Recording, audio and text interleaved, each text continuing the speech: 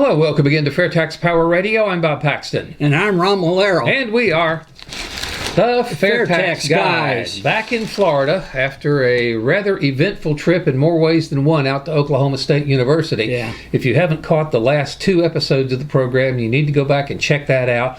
That was largely video that we shot during the class while we were being asked questions by graduate-level CPA students. Jade had to bail us out a time or two, but we got most of them, I think, pretty well.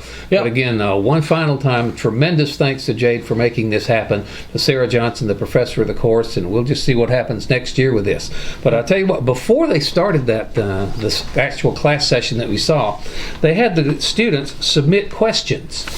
112 of them. This is like a Jade Wiley memo, the 4 pages single spaced. Obviously, way too many of them to get into and answer all at once, but a lot of the questions that you heard asked here on these sheets were not asked during the video portion. So there are about a half a dozen of them here that I really want to get into and answer before you got some pretty good input from our Facebook. Let's do that. Let's address the questions of the students. We're very appreciative of the students who took part in this class. Yes, we told them we would answer their questions. We'll answer as many. And this is a really good one, Ron. What happens when the economy goes into a recession?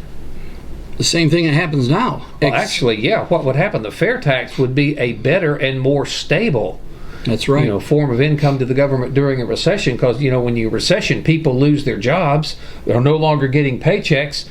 No, they're not paying anything because there's no longer any income to do it. But those people still need to buy things. That's right. So consumption is still a much more stable, platform during a recession. Because even if you're on unemployment now, and you're not paying taxes, you're not paying payroll taxes, you're still consuming things, and you will still pay the fair tax during a recession. So that would be a more stable platform for that. Yep, and I've seen charts that graph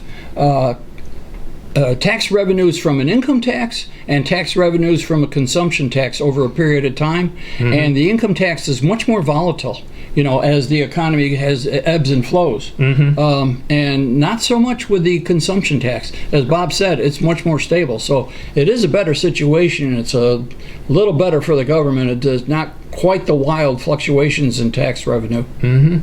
Here's another good one I thought was really good. Would there be controls in place to ensure that the monthly government provided prebate below the poverty level is actually spent on necessities? Well, the direct answer to that question is no. There will be no controls in there because the government will not be in charge of deciding what is a necessity and what's not. Yeah, that's the right. assumption, of course, is if you've only got a very small pool of dollars to spend, you're going to pay the rent before you go to Disneyland, So what you spend your money on, you will spend your money just naturally on necessities first.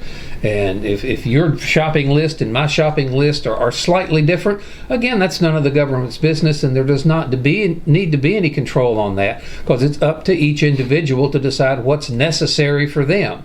And you just get reimbursed the amount of tax you pay on your spending up to the poverty level, and it's up to you, the individual, what you want to spend that on. Yeah, and if you're a family that's just getting by, you're living at the poverty level, hopefully you're going to be pretty wise about your spending habits and so forth, and get what's necessary for your family, and leave the other stuff till later.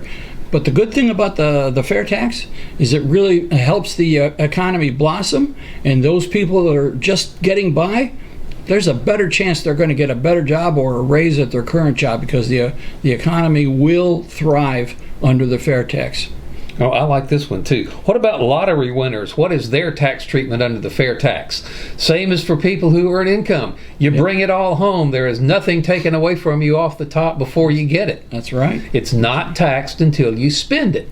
It doesn't matter whether you earn your money or get, working for a paycheck, whether you get it through investments and dividends, whether you win the Publishers Clearinghouse sweepstakes, whether you hit your state lottery, whether you inherit it. It doesn't matter how you get your money under the fair tax. That is no longer any of the government's business. And again, it doesn't matter how you receive it. You are not taxed under the fair tax until you spend it on the retail purchase of new goods and services. That's right. Buy used, no fair tax. Save it, no fair tax. Invest it, no fair tax. You can do anything you want with your money without the government taking it away from you until you choose to spend it. So the lottery winner would get the full gross amount of their winnings without any withholding. Yeah, that sounds like a good plan, Bob. That sounds like a really good plan. If I could just pick the right 6 numbers. And what do you think those lottery winners are going to do? I mean, when they come into a sudden windfall of cash like that, they're going to have a good time. Well, hopefully some of them will be responsible with it and stash some away in investments that will bring them an income over a long time rather than blow it all. Yep. But from the tax consequences of winning the lottery, there are none. Yeah. Any more so than just working for a living. No tax consequences. You don't pay any taxes on anything you get until you spend it on retail goods and services with a fair tax. That's an easy one. Under the fair tax, we get out of the business of telling people what they should spend and wondering what they earn. It is nobody else's business. Yes. How many projected job losses will the fair tax cause if it becomes law?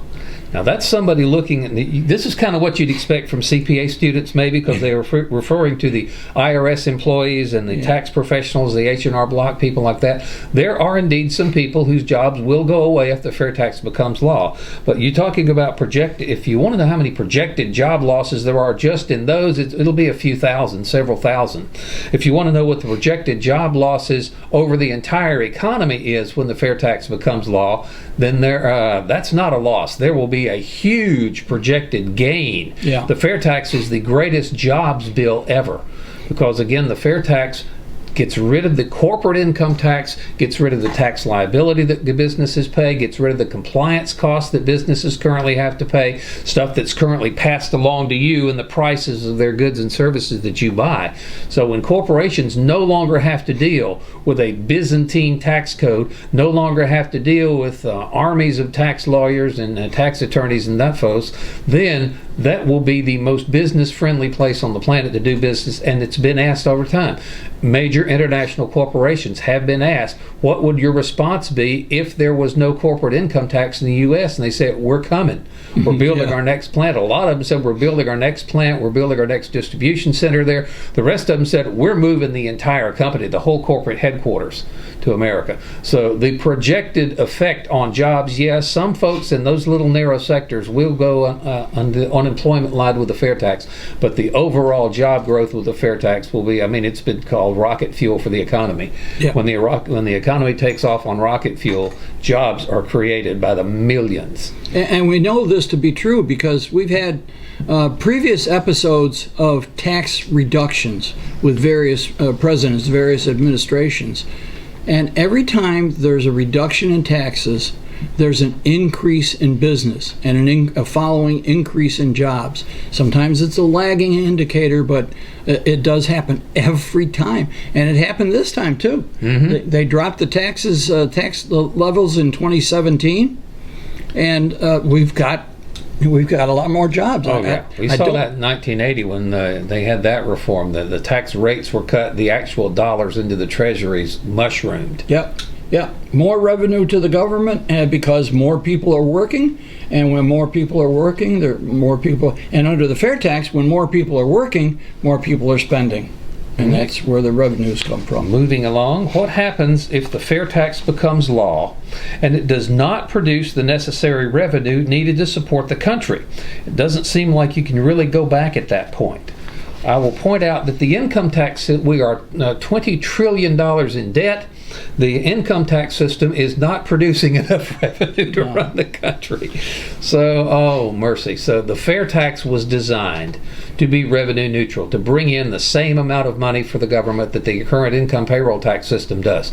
Now, the fact that the income payroll tax system is bringing in a vastly insufficient amount of money to run the government, we still have to have that debate on what to spend it on, how much to borrow, and hopefully, there are people who, I don't like the fair tax because it, does not shrink the government.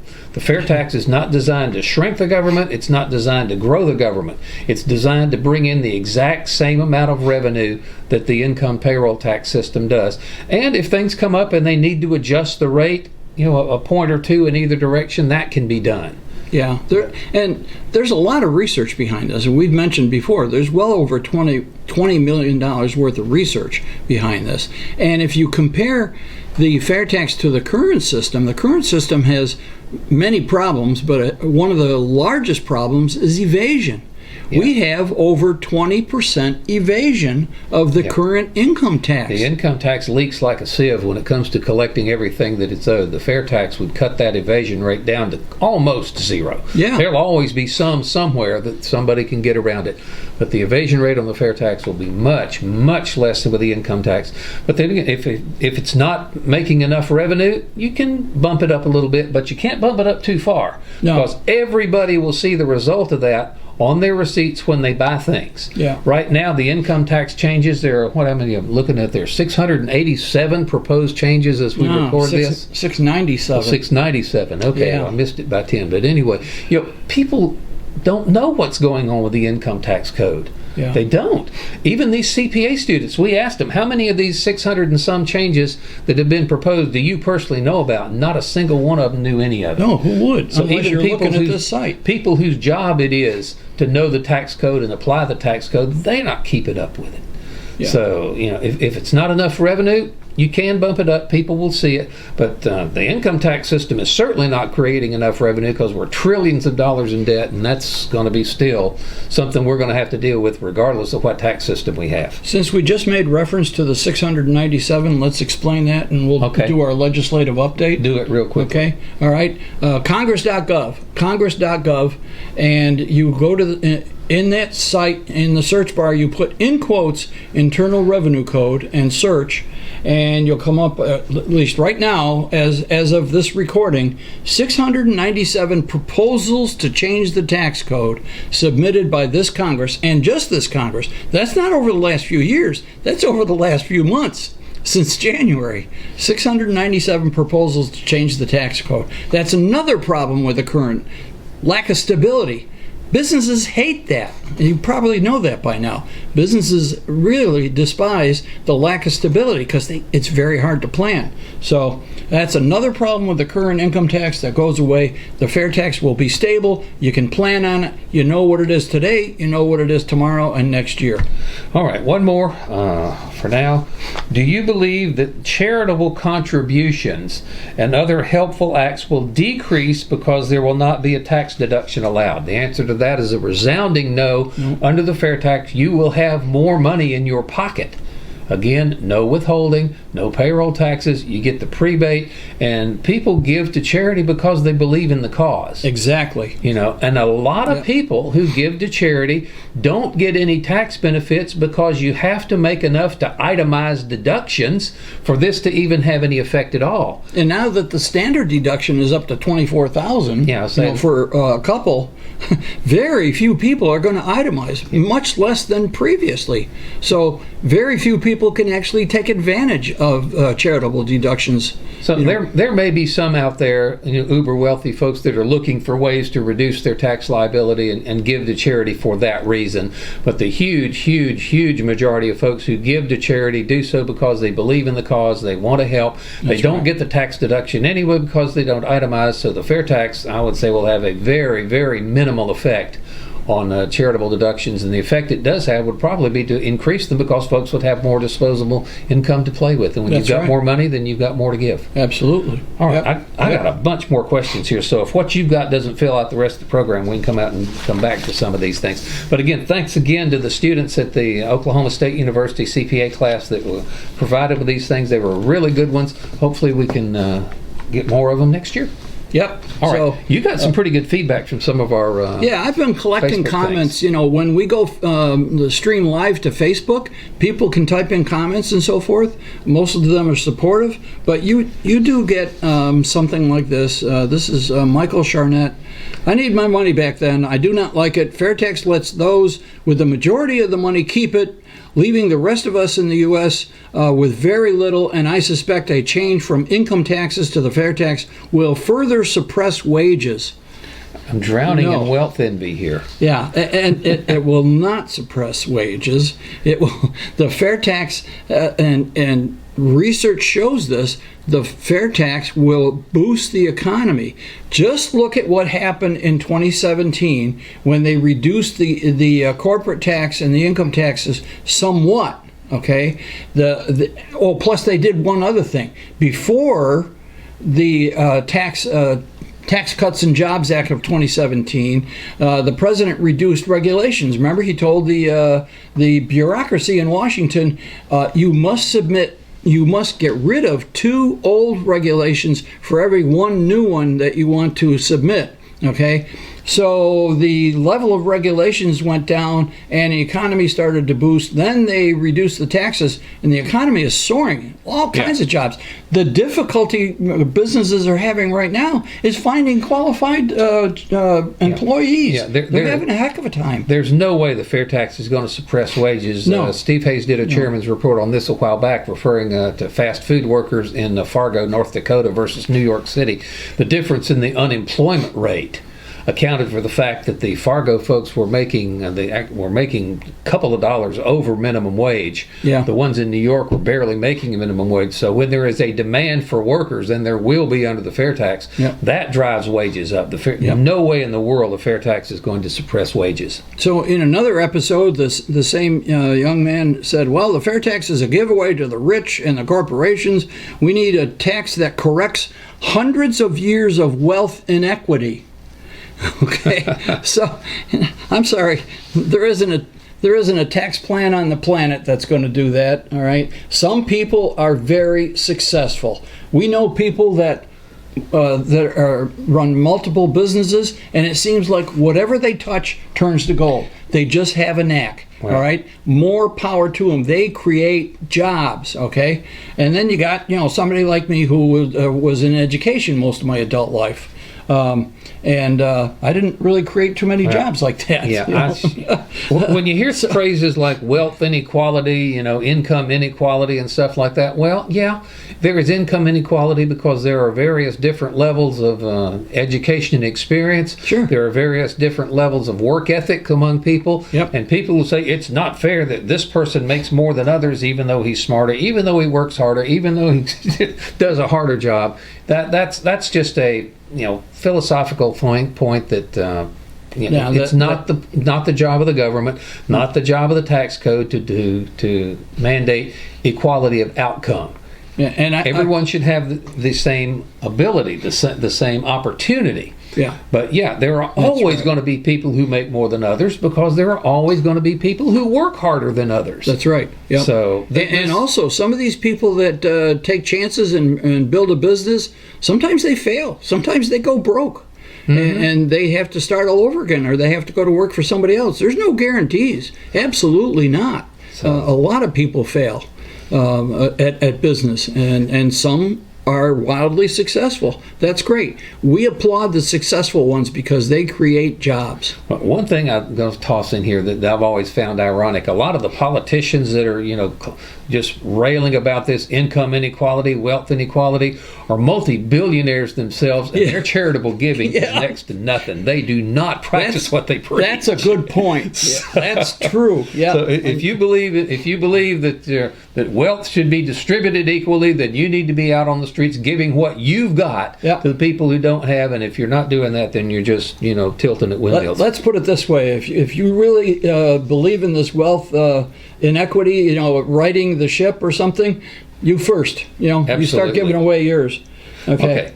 All right. Now we got Matthew Threadgill had a pretty neat little idea there. Look at that one. He said, "Here's a better idea: repeal the 16th Amendment." Abolish the IRS, call it a day, no need for the prebate or any other foolishness.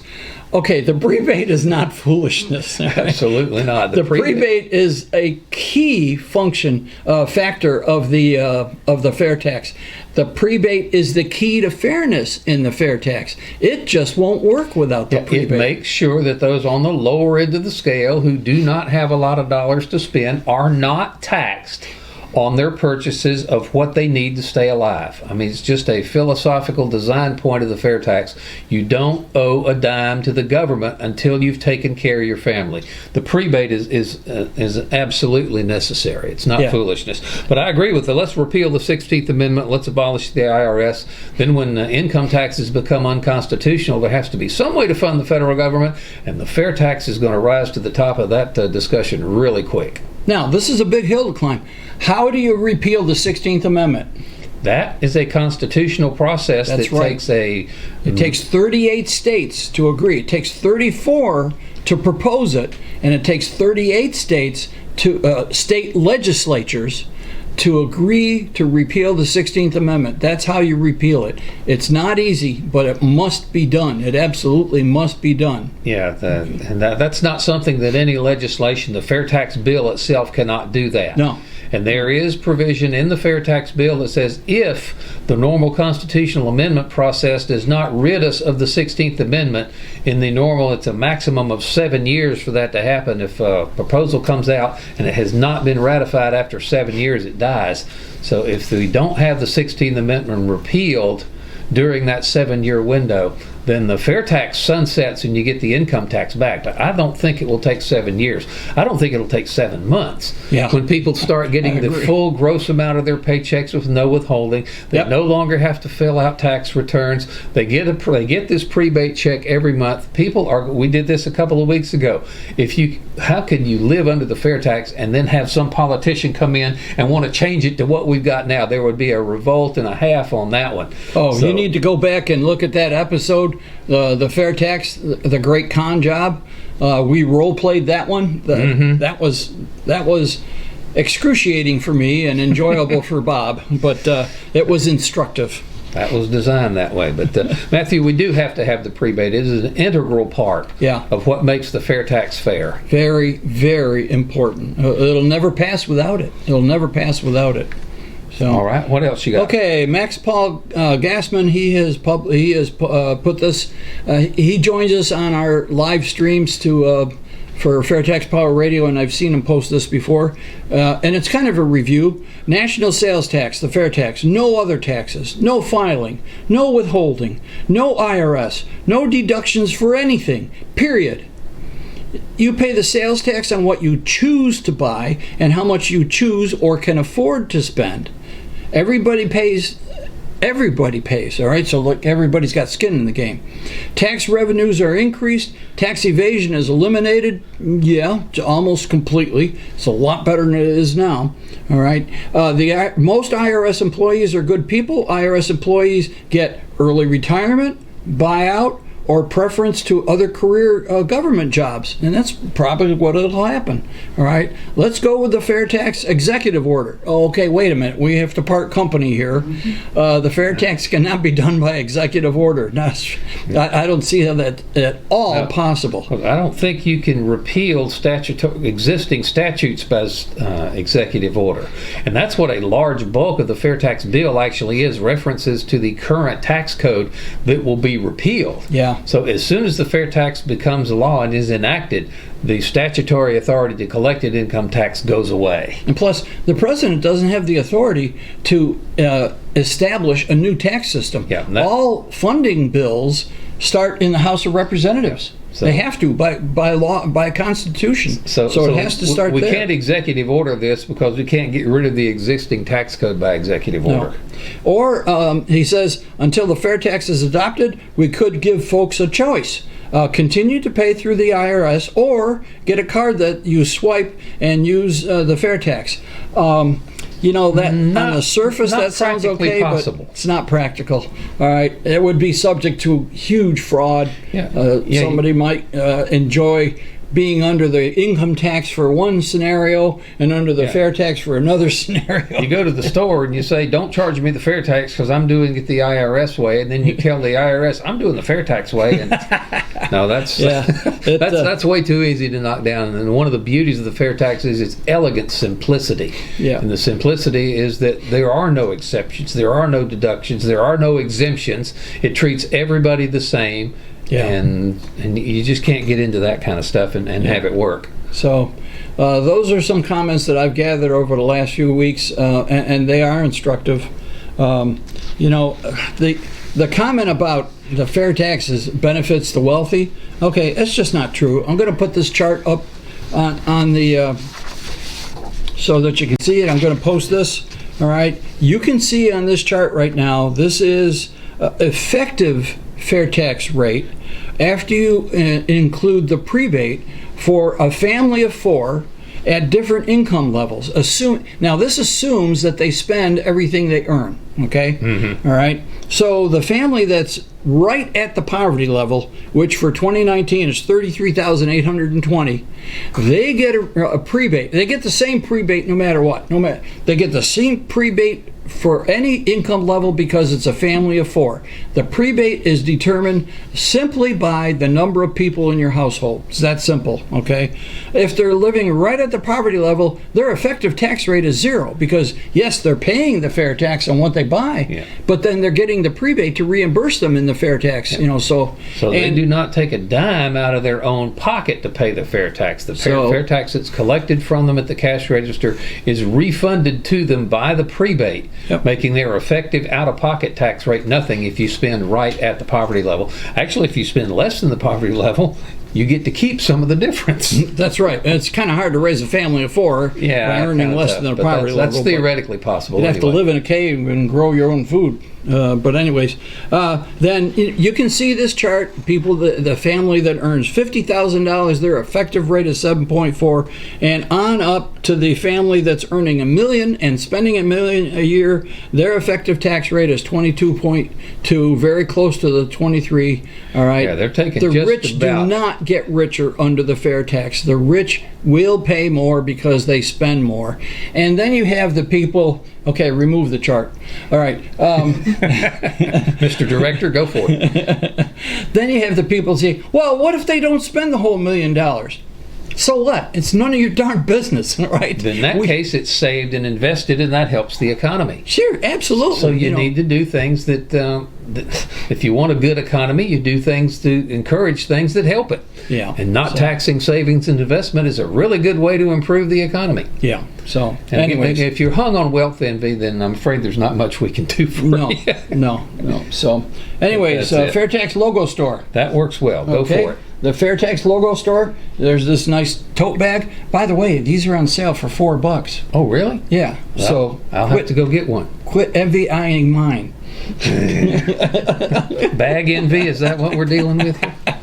All right, there's all kinds of things at the FAIRtax Logo Store. By the way, they have a new website too. I think that's going to be active by the time you see this. All right, but you can buy these buttons and pin them to your shirt or put them on the strap of your purse or whatever. These attract attention. There's the FAIRtax prebate card, basic information on one side, the prebate schedule on the back side. There's the palm cards, pocket cards, all right, information about the fair tax, and you could buy a packet of them like this, okay? So there's pens, there's shirts, hats, tote bags. I mean, there's all kinds of stuff. Go to FAIRtaxLogoStore.org, FAIRtaxLogoStore.org, buy something and physically demonstrate your support for the fair tax. Get the word out there. Make the fair tax logo as common as the golden arches, as my wife is often says. So that would be nice if we could pull that off. And again, direct you to fairtax.org. There is a lot of good information there about what the fair tax is, how it works, the chairman's report on the kiddie tax that we mentioned a little while back, the chairman's report on how the unemployment rate affects wages, and if you got a really low unemployment rate and businesses are competing for workers, wages just naturally go up. You don't have to deal with a minimum wage and stuff like that. And then when you are convinced that the fair tax is the way to go, bigsolution.org. That's right. It's where you go to sign up. And if you want to go tell your Congress critters that you like the fair tax, go to popvox.com. And so I think we've hit all our little promos here on this website. Our web, FAIRtaxGuys.com. Yep, FAIRtaxGuys.com. Where you can see the, when we started streaming this as a video, we've got the archived versions of that. Previous to that, we've got the versions that were audio-only podcasts on Spreaker, but you can go back and hear the FAIRtax Power Radio from long way back. Yep. Podcasts on Spreaker, iTunes, and iHeartRadio. The videos on Facebook and YouTube. We're now broadcasting or streaming to YouTube also. All kinds of ways to learn about the FAIRtax and follow the FAIRtax Guys. And again, we're still kind of experimenting on when we're actually going to be streaming these things. We're going to stream to the FAIRtax official page on Facebook. We're going to stream to the FAIRtax Guys page on Facebook at a different time. We urge you to tell your friends and family about this. Share the videos when you see them.